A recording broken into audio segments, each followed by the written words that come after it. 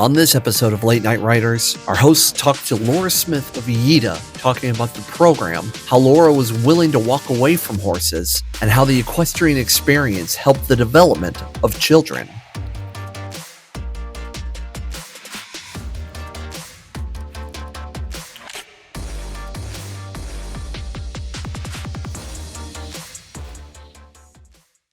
All right, everybody. Well, we're back, and we're with Laura Smith today. And Laura is a representation for, I want to say it right. I always YEDA. Thank you. Thank you.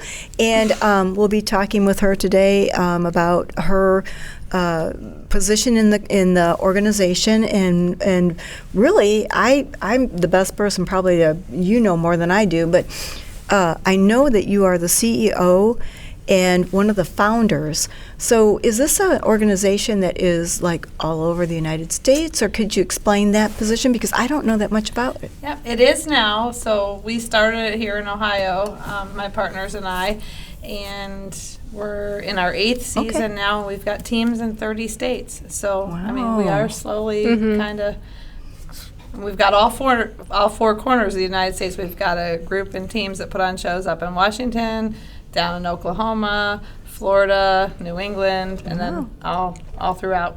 And it all started here, basically, with you and how many other people? Originally, there was 4 of us that started it.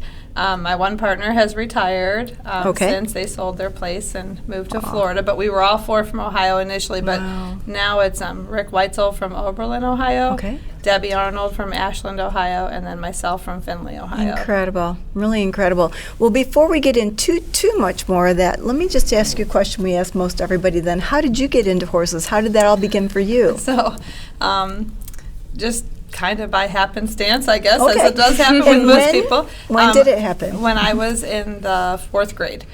So my parents wanted to move from one house to another in the town we lived in, and my sister and I dug in our heels. We did not want to leave. We liked our house. We had a little barn. We had a deer. We had a skunk. We did not have horses, but we loved our property, and we did not want to move. And our parents took us to see the new place, and it had a little 6-stall horse barn and a pasture and 2 ponies in the barn.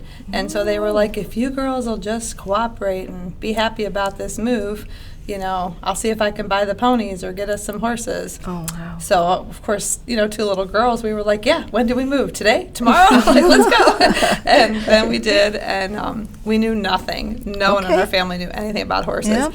It's amazing we didn't die in the first couple months because my dad went to a local dealer and bought 2 horses with saddles and stuff that were not nice horses, not beginner horses. And then, but luckily, he met a friend through his business that he owned that showed Appaloosas, and he said, I think my girls need some help. Like, could I pay you to come and help them? And the first day she came, and she said to him, she says, if you love your daughters, you'll take those horses back to the dealer you got them from and let me help you find some good beginner horses. And that was kind of the start. So she found us 2 great beginner horses and just started showing, and then eventually I ended up at the University of Findlay in the equestrian program, which is where I met my husband. And we've been in the horse business our whole lives. My goodness. Well, your story is kind of similar to mine even. Same thing, you know, but you start off kind of like a little on the rough side, but here you are today, right? Yeah. You know, this is what we do every day. So, well, good for you. So, when you were at Findlay then, like from there, where did you go, you know, where did that take you with your horses then? So my husband and I were both, you know, at the University of Findlay. We got married a week after graduation, and we worked initially on a job on a quarter horse farm in Georgia. It was really one of the only jobs that we could find in the horse business that had an opening like for a married couple. And or whatever, just was, you know, it was beautiful, but we didn't love Georgia. He was from Maine, I was from Ohio, so we were pretty far from family. Different climate too. Yeah, different climate, a little different. We were in the mountains of Georgia, and it was a little bit different. Everybody called us SIYs, Southern Improved Yankees, because we were smart enough to move south, and I was like, I didn't even think of the whole north-south thing was even a thing anymore. You know? And but then a job came open in Pennsylvania for a married couple on a paint horse farm, and that was just, got us much closer to home. We were wanting to start our own family and stuff, so we ended up there working for some people on a paint horse farm and kind of began to make a little bit of a name for ourselves in the paint horse industry. So eventually then when we started our own business, we stayed with the paint horses because that just was where we had been and kind of what we did up until he took a job at the University of Findlay almost 20 years ago. Okay. So that was a nice move to kind of go back to his alma mater. Yeah. So what was your discipline? You ride? Yeah, I grew up actually showing a little bit. Once I got, into it, I was into the hunter jumper thing. Okay. But then the University of Findlay, obviously I learned a lot of the Western stock horse end of things. And then, being in the paint horses all of our life, kind of all around. My husband jokes, he says, he said he went to the University of Findlay. He said he went there to meet his wife. He jokes around because the male to female ratio has always been very good for the male students. Good for both of you at the University of Findlay. And I was a decent English rider, having come up in the hunter jumper world. And he goes, you caught my eye because you were a good English rider. But then so that's funny. So kind of going back to your first horses that probably weren't your first horses for very long, I was just thinking about, like, when you're telling that story about how it's lucky, and then, like, something that I love about, like, horses and horse people in general, that you found someone that was knowledgeable enough and cared enough to, like, pass that knowledge along to you. Do you think that maybe that experience and just, like, that, like, passing of knowledge kind of informed how you ended up, like, getting, like, YEDA off the ground and stuff like that, like the passing on of knowledge? Absolutely. I mean, it's always been a passion. I always gave lessons, and we always had a lot of youth kids, even when we were doing the business full time. Actually, when I went to the University of Findlay, funny how your life takes a path that you don't always quite realize. But when I went to the University of Findlay, I was a double major in equestrian studies and Christian education, because my life goal at that age and time was to have a camp, a Christian camp that included the horses. Obviously that never happened, but that passion for the youth has always been there, and kids, and bringing people involved. So wow, that's really interesting that you had that, you knew that inside of yourself you wanted to do something. Because my question was going to be too then, how did I know that, you're talking about your background, that kind of helped with this, with the past knowledge, but how did it all get started then? Was it like, if you're not going to do the camp or whatever, did you all come together, or how did that happen? Yeah, so when my husband took the job at the University of Findlay, we got out of being full-time horse trainers. He still trained some horses. We still had a few customers, but much scaled back because he was teaching full-time. I was probably at that point a little burnt out on the business and just kind of like, I don't know that I want to do anything with horses. And I took not a complete break, because we were still showing, our girls were showing and stuff, but I wasn't training. I wasn't a sabbatical doing anything, making any part of my living from the horse industry at that point in time. But it, kind of after having the break from it, it was like, okay, now I want to do something. And seeing the IHSA and how that team riding worked in the colleges, and then we always kind of felt that the equestrian students got a little bit of a raw deal compared to the football player or the basketball player or the swimmer or even the golfer, any sport. It was like they didn't really consider equestrians athletes. And so that was kind of part of it, was like, we talked about starting some kind of a team riding organization to prepare the kids to ride in college. And then scholarships was always a big, one of our main goals was to figure out ways to raise scholarship money and get scholarships for the equestrians, because if you're truly a great equestrian, more than likely you don't have time to play basketball or football or be a gymnast or whatever, because horses, as we know, is a very time-consuming thing to do. Sure is. And, but then those kids, like, they weren't even considered athletes, like the best rider in the school. My daughter, for one, she was number one in the nation 2 years running, but never got a varsity letter in the high school. She won a trailer, she won saddle, she was all around the world show, she did all these things, but they didn't really consider her an athlete. Yeah. And so that was kind of, just all those things. And then bringing new people into the industry. So my two partners, Rick and myself, he's into paint horses. Debbie does paint and quarter horses.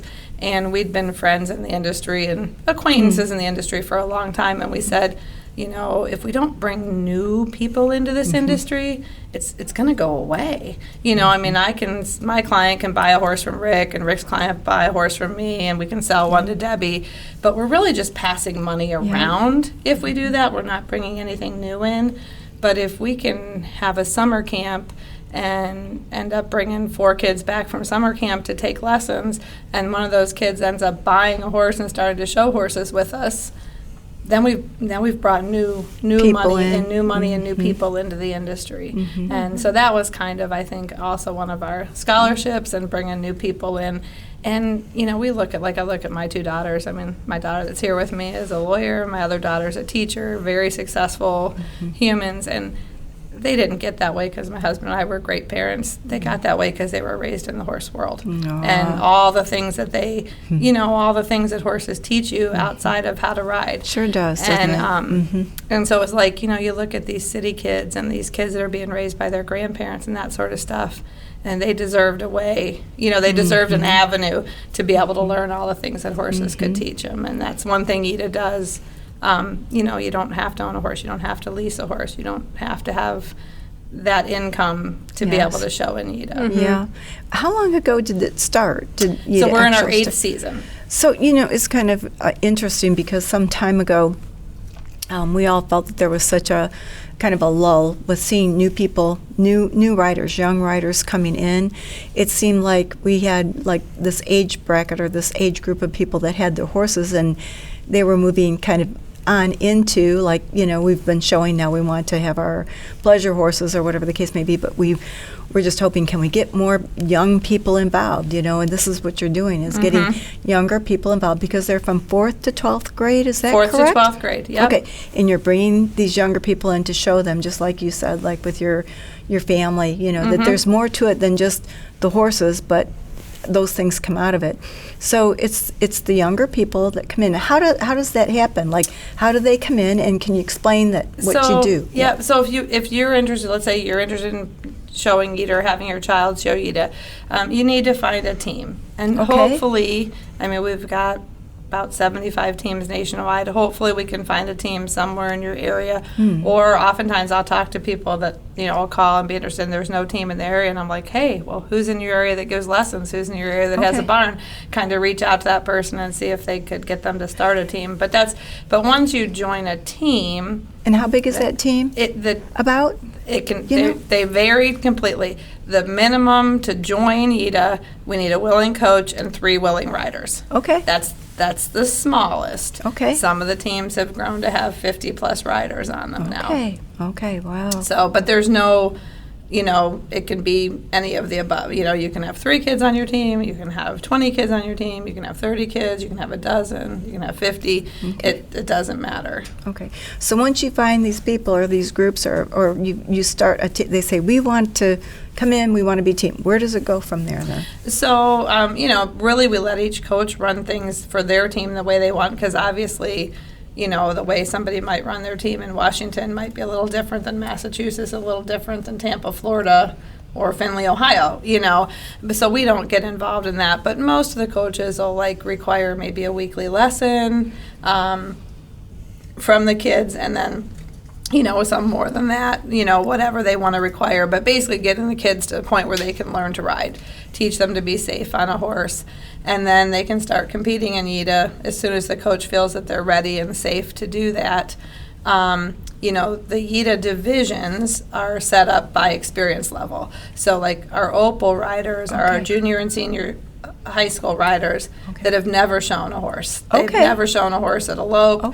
So they start in a walk trot division. That's, and so they're only showing against other kids that have, and then our Emerald is our beginning loping division. That's for riders that have loped in 12 or less horse shows in their life. And then Ruby, we have Opal, Emerald, Ruby, Sapphire, Diamond are our 5 divisions. Okay. So like our Diamond riders, if you just join, because we do have some kids that are showing on the quarter horse circuit or the paint circuit or another circuit, but they join YEDA to get the catch riding experience, and because that's how they're going to ride in college, whether they do NCEA or IHSA, they're going to do catch riding. They're not going to ride their own horse that's trained. They're going to climb on a horse that they've not ridden before and go show it. It's what we call catch riding. So, but like our Diamond riders are riders that have, been top 10 at the Congress, a world show, have more than 25 national breed points. So you're showing against someone with your experience. Like if you come in, you've never ridden before, you're going to show against kids that have never ridden before. If you come into YEDA, and you've been showing 4-H for the last 5 years, you're going to show against kids that have that experience. I see. If you're coming off the quarter horse circuit where you've been very successful, you're going to show against kids with that experience level. Level playing field. We try. Yeah. We try very hard to level the playing field. The kids all show in a uniform shirt. Again, try to level that playing field. Yep. That's not, well, Susie can buy a $2,500 custom-made outfit and, Johnny's in a shirt from Walmart. Yeah. Does the $2,500 outfit make Susie a better rider? No. But does it give her more confidence? Does it give the judge maybe a better first impression? Yes. Maybe. Yeah. Regardless of, what people say, like, oh, no, the outfit doesn't matter. Humans are humans. Yes. Bias is bias. Yes. This podcast is brought to you by Ram Fence and Stalls, the one-stop shop for your horse farm. Ram is family-owned and operated and been in business for over 30 years. We welcome you to call in and speak with an expert about your next project today at 866-653-8984. Again, that's 866-653-8984. So let me ask you this. I was talking to Jade about this beforehand, though. Now, that these children come in, and the coaches, now, correct me because I don't know, because like I said, I'm the best person to talk to because I don't know that much. So horses are chosen for them then? They don't know what their horse will be? And that's kind of their project, that they will have the challenges of not knowing, what out of this horse to make it into, for that day. So like when teams enter the YEDA show, there might be 10 teams that come to this horse show. Well, each team needs to bring one horse to cover every 6 rides. So if I'm bringing my team of 6 kids, they're all going to show in 2 classes because everybody has 2 classes they can show in for their division. That's going to be 12 rides. Okay. Like my team is bringing 12 rides to this horse show. So I need to bring 2 horses to that horse show to put in the draw. I see. If you're bringing only 3 kids, that's 6 total rides, you need to bring 1 horse. A big team that might be bringing 30 kids each doing 2 rides, that's 60 rides, they need to bring 10 horses. Okay. And then we do have a provision. Some of the teams don't have horses that they can bring or want to bring. They can rent rides. They pay a higher fee because they rent their rides, and then we use that rented ride money to pay other people to bring extra horses. But so we have enough horses there at the show to cover the rides. And then you tell us, like if you're the coach and you're bringing your horse Joey to the show, you're going to fill out a paperwork with your entries that says Joey is a 10-year-old quarter horse gelding that's a great walk trot horse. Okay. He can be lazy. Okay. He doesn't like to take his left lead, but he's super safe for the walk trot kids. Okay, all right. That's great. Yeah. So we're going to put Joey in the draw in those walk trot classes. How cute. You might have another one that says, whatever, you can determine this is a better, higher level horse because it can be great, but every so often it spooks and leaps off the rail, and we need a higher rider to be able to Retired Rainer, run off. Yeah, we have some of them. So you tell us where the horse will be good. And then we put this grid together before the horse show that, like, if there's 10 kids in the senior high Opal walk trot class, we have 10 good senior high walk trot horses in that class. They're numbered 1 to 10. We do always list a couple alternates on that grid because life happens, things happen. And but then in the coaches meeting in the morning, we use a deck of cards and have a little way that we do a random card draw. And then we'll decide which of those 10 kids is riding which of those 10 horses. So when we come out of the meeting in the morning, I'll say to my kid on the team, all right, Sammy, you're going to ride this horse, Johnny. Here's what it says about him. Okay. And then we do a horse warm-up where the coaches ride the horses. So they can watch someone else ride sure. Johnny. They know. And see Yeah, what he looks they know. like. You know, they can't ride him, but they can watch, like you as the owner of Johnny, Sure. ride him. And then when the horse shows start, you know, and it's coming to their class, we have a whole system where the horses are lined up at numbered cones by their draw and stuff. The kid goes out, gets on their horse. We adjust the stirrups, make sure the saddle fits. We do carry about a dozen extra all-size saddles with us because we need got to to, be sure yeah. the saddle fits Sure. the kid, the stirrups go short enough, long enough, whatever. And then, but basically the kid gets on the horse and goes in the arena and shows it, like they didn't get any warm-up on it. And so, and the judges are also told, like, you know, take the horse out of the equation. Unlike another horse show, you know, we even have a horse degree of difficulty score on our score sheets, which, so if you're riding the toughest horse in the class, Yes. the judge can give you a couple extra points. You know, and that sort of thing. But, you know, like even like I said, if a horse like spooks and leaps off the rail, but the rider handles it like $1 million and doesn't lose their form, puts the horse right back together and goes right back to going, that can be the winner. That could absolutely. Regular horse show, it's probably not going to win. Your horse spooked and jumped off the rail, you're off the card. But at a YEDA show, it can, or even a wrong lead. I mean, if I'm as a judge watching my YEDA rider set that horse up, do everything right to get the correct lead, and that horse just is like, no, I'm taking Yeah. this lead. But that rider shuts him down a stride and sets him up again and, you know, works through it and gets the lead. I can let that kid be my winner. Like I always tell the judges, when you're judging this class, pick the kid that you want to take home and ride your horses. You can You see know? that they're working with the horse. They're telling the horse, you know, what to do and communicating with the horse, and the horse, you know, listening. Yeah. So that's so good. Because they have no control over, you know, if I take my horse to a horse show this weekend, I didn't do my homework, my horse doesn't behave, that's on me. Like, hurt me for my horse misbehaving. But these kids, you can't. But safety is absolutely number one. Like the steward, we have a steward at every show, she watches that horse warm up in the morning. If there's any horse that she feels is the least bit unsafe, she pulls it out. Sure. That's why we have those alternates. And even once a class is going, you know, if a horse starts to misbehave, I mean, if it's just maybe not taking its lead or maybe not going as slow as you want it to or whatever, as long as it's safe, Sure. the kid needs to continue to ride and do their best. But if there's anything that looks the least bit unsafe, if it's rearing, bucking, jumping, spooking, just looking like Right. hot, like it's going Right. to blow up, Yeah. man, the steward stops the show, pulls him out, gets him on Nice. another horse. Very So nice. safety is our absolute first concern. So in this too, then, choosing, like the coaches, you said, you know, the coaches are very important. Do you have a criteria too to pick the coaches? I mean, I know you're going and saying maybe it's different areas or different barns or whatever. Are you interested, would you like to form a team? But that coach is essential, it sounds like. Very So essential. tell us a little bit about the coaches and what is Very, expected, yeah. or what someone, if they were interested in doing this, what you would be looking for. It's very essential, and it's amazing. You know, it's a lot of horse trainers, you know, that again have that same vision that we do, that like, you know, they've been trainers for a while, been very successful in the industry, but again, they need to bring those new people in. They want to bring new people into their barn. It can be some winter income, you know, for because our season pretty much goes September through April, so it is kind of follows the winter when maybe other horse shows are Yes. slower and that sort of stuff. You know, but it's basically, I mean, we have a criteria. They have to be 21 years of age. You know, they have to carry insurance. They, you know, there's different things. But for the most part, I mean, they learn, you know, and some of them are coming from either they showed, quite a few of our coaches showed IHSA in college.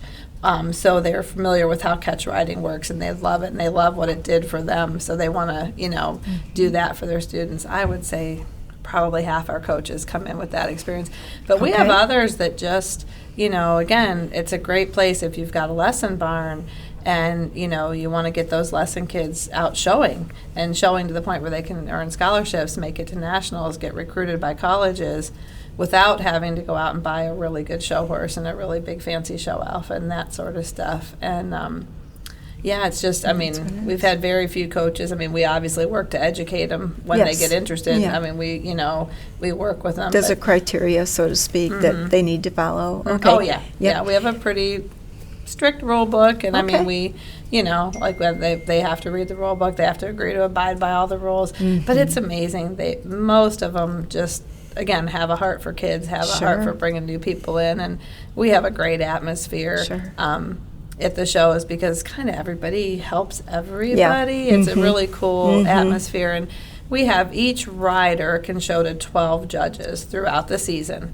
but only their top 6 judges count for their year-end ranking for national qualifying. So they get to drop 6 shows. So that really helps in the standpoint of, and even the coaches, like, I brought 10 horses to the horse show because I have this big team. My kids are showing, but good chance your kid drew my horse. Well, I want to see my horse win as much as I want to see my kid win. Like, Sure. So it's just all a win-win. Absolutely. So then these children are working towards the goal, the scholarship, the prize at the end of them doing their shows and so forth. So how does that work then? I mean, is it accumulated over the shows, like so many points, or you tell me, because I don't. I don't want to assume. It's all about points. As long as there's 6 or more in your class, first place gets 6 points. 5, 4, 3, 2, 1. Okay. Obviously, sixth place getting 1 point. Now, if there's only 4 kids in the class, it's 4, 3, 2, 1. You never show at a regular season show with more than 11 kids in a class, because as soon as we get to 12, we make it 2 classes of 6. Again, because it's just too hard to match more horses than that. We try to match the quality of the horse in the classes and stuff, so the kids are on like horses as long as they have likability as best as we can.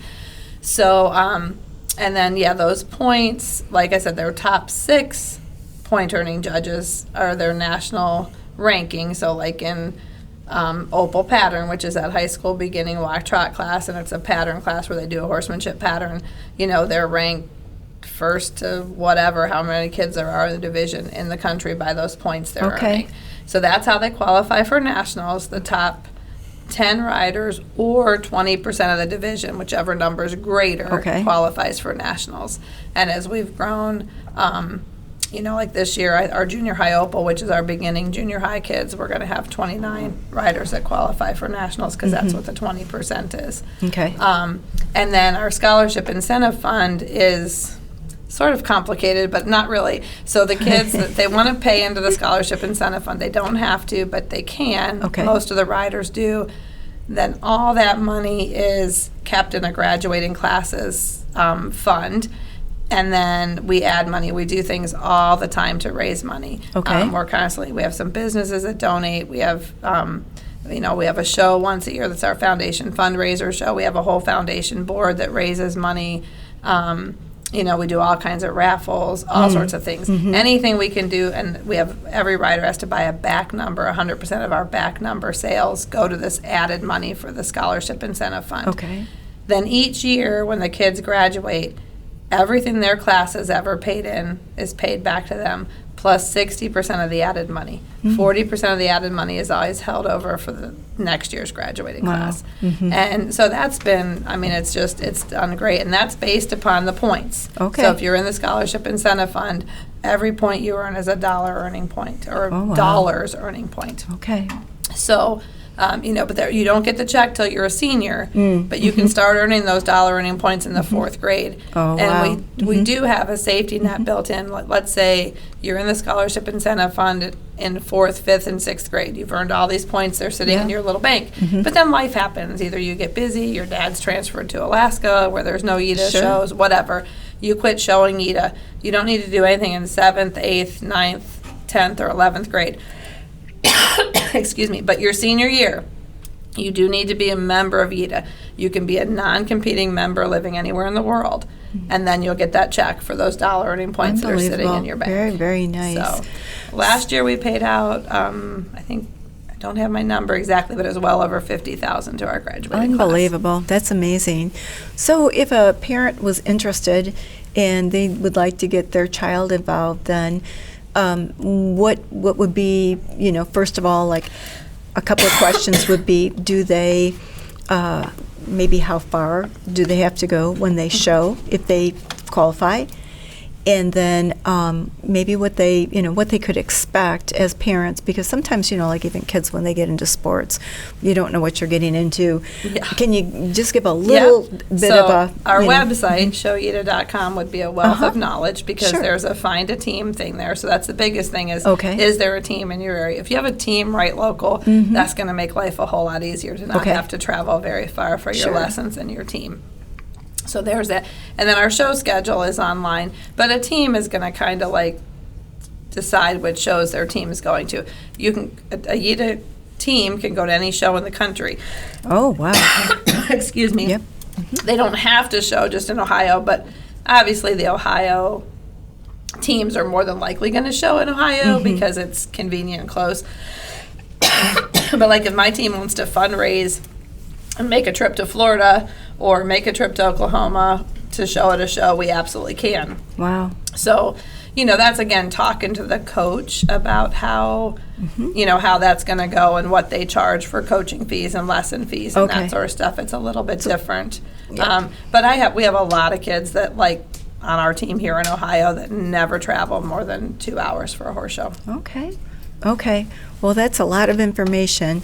Let me ask you just in closing on this portion, is there anything important that we didn't ask you that you'd like to include, just something short in your mind, or just go to the website and look and get some information, maybe get a phone number and call and ask them for each child, because it might be a little, individual, because the child has, maybe has not ridden a horse, maybe has ridden a horse, or whatever the case may be. It sounds like, you're set up so well for different levels. Is that probably the best thing to do? Yeah, I think the website is a wealth of knowledge. My phone number is on there. My partner's phone numbers are on there. Okay. Our emails, and that's a lot of information. And probably the one thing that we didn't touch on at all, and would be our equestrians with disabilities. We do have a division for equestrians with disabilities. Wonderful. It's been growing. Like when I moved to Ohio and said that I kind of was burnt out in the horse industry and looking for something to do, just by happenstance, I ended up working for the DODD, kind of with some kids. It's called inclusion. Like I was working with adults, getting them included into things in the town. Kind of learned a whole new community almost existed in that special needs community that I didn't even realize I had never been involved in it. Fast forward, we're ready to start YEDA, my partners and I, and they're like, okay, let's get our checkbooks out. Are we doing this? Are we not doing it? Whatever. And they're like, we would really like you to be the CEO and lead it, Laura. And I said, well, I will, as long as you guys promise me.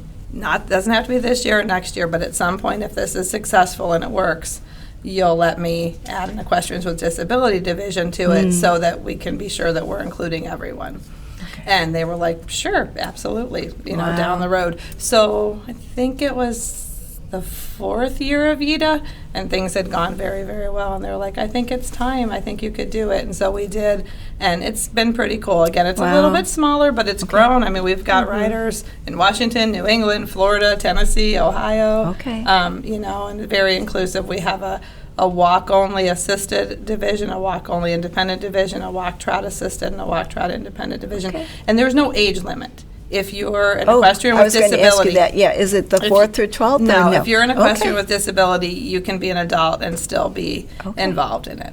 All right, wonderful. Well, that's kind of speaking to the spirit of YEDA, even just like taking away some of the accessibility barriers that come with horse showing so often, and making it inclusive for everyone. So that's nice. Cool. I like that. I have one last thing to touch on with you before we kind of start to wrap things up.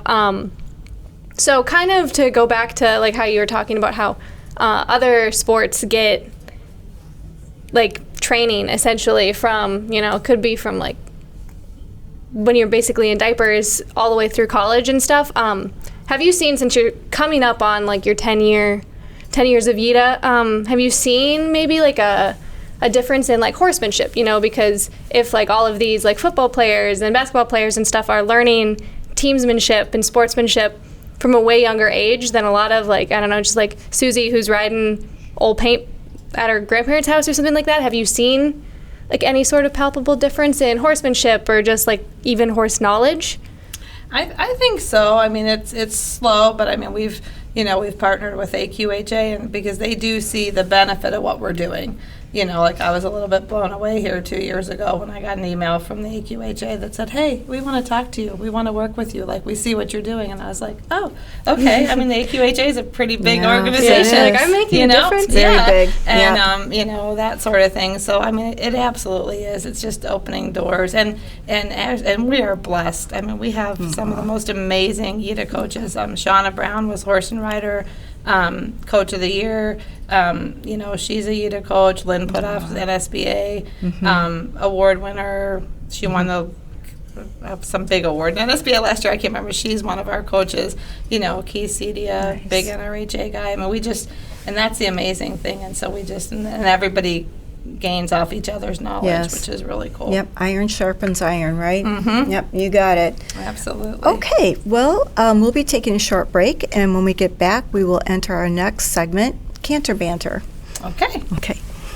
Do you have horses and live the equestrian lifestyle?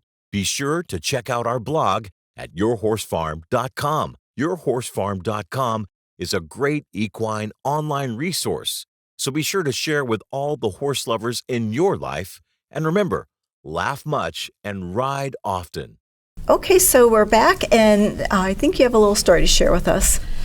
So just talking, you know, anybody that's into horses knows you just have to oftentimes think on the fly, be ready for anything. Like you never know what's going to be thrown at you. Oh, yeah.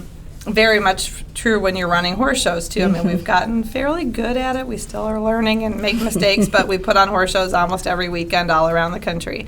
But sometimes you just have to figure something out. We were at Miami University this past December, and you know, the mornings all going along on Sunday morning. We had a great horse show on Saturday. Sunday morning, we're all getting ready for the horse show. Kids are getting ready. We've done the meeting. We've done the draw. We've done the horse warm-up. We've Yes. done all these things. And the show's supposed to start at 9, and we always tell the judges to be there at 8:30. And at about 8:35, I started trying to call the judge. And I'm like, why is he not answering his phone? no. Why is he not answering his phone? You know, at a quarter, I think about Last minute things, Yeah, and about you're 20 like- to 9 or a quarter to 9, he finally picked up his phone, and he's like, why are you calling me? And I'm like, where are you? And he's like, at home.